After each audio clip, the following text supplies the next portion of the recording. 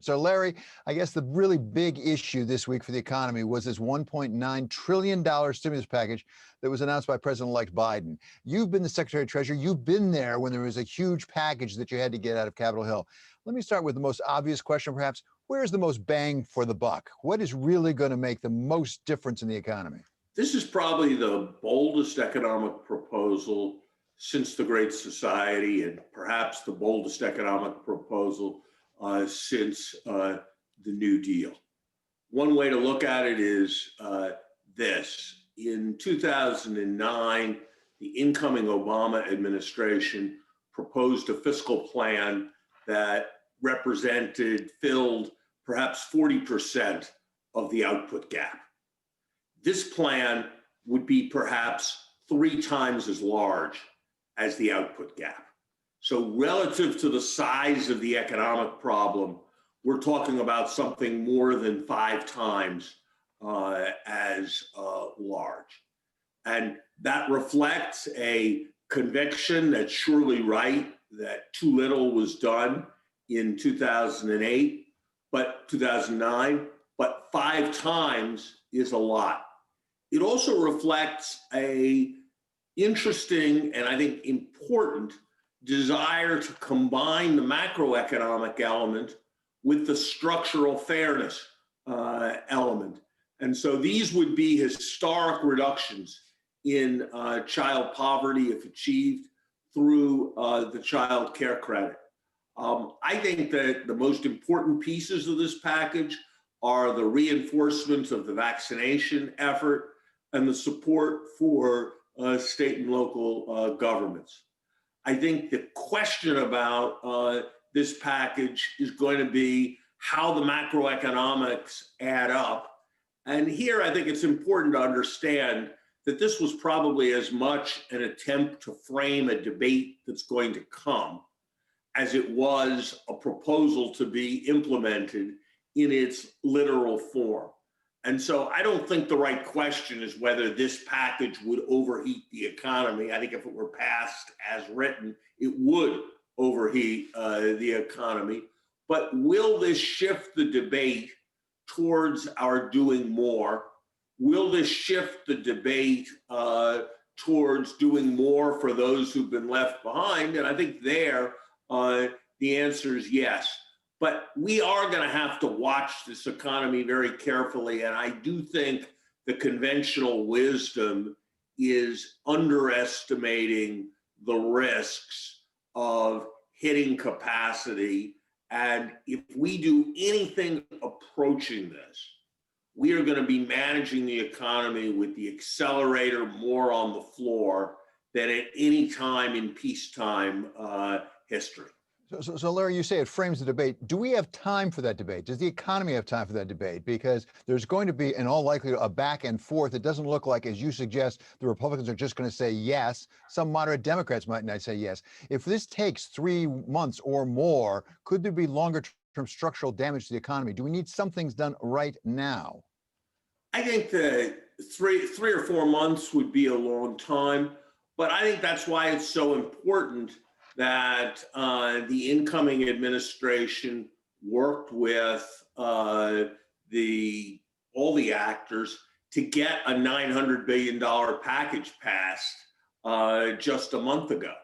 That $900 billion package in and of itself, given that it was all going to run over 3 to 6 months, is far larger than the fiscal stimulus we had in 2008. And so I think this does give us a little bit of time to work this out. The other concern I have is that I think the Vice President was right, President-elect was right in his campaign to put so much emphasis on Build Back Better.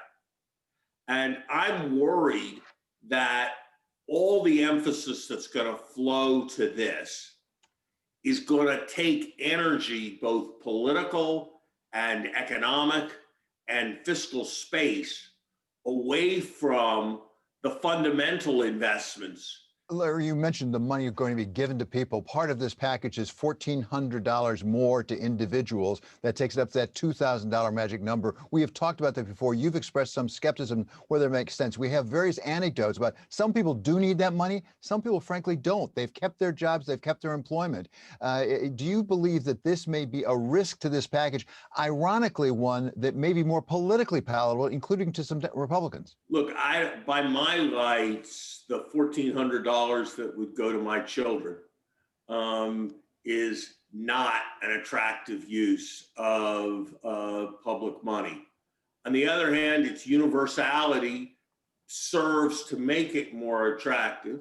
And the authors of this package have put in a variety of other things that are tilted very much towards the poor. The refundable child tax credit, for example. But I think we're saying the same thing, David, which is the risks here are on the side of just doing so much on such a scale to give money to people in a way that isn't completely targeted, that may use up space that could have been used for much more fundamental and important investments. Larry, we'll be talking about this for some time to come, no doubt about it. Let's move on to another subject very much in the news this week, which is social media. A lot of scrutiny of social media, particularly in light of that attack, the insurrection really, on Capitol Hill. What do you make of the various calls on social media to regulate itself and to exclude some of the entities that actually were communicating leading up to that attack? We're going to have to work this through as a society, just as they had to work it through when the printing press was invented, just as at the eve of television, there were a whole set of fairness doctrines and the like.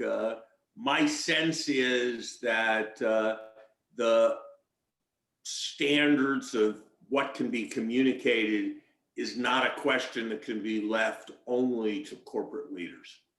And that corporate leaders are going to have to implement policies, but there's going to need to be a much clearer framework provided in law.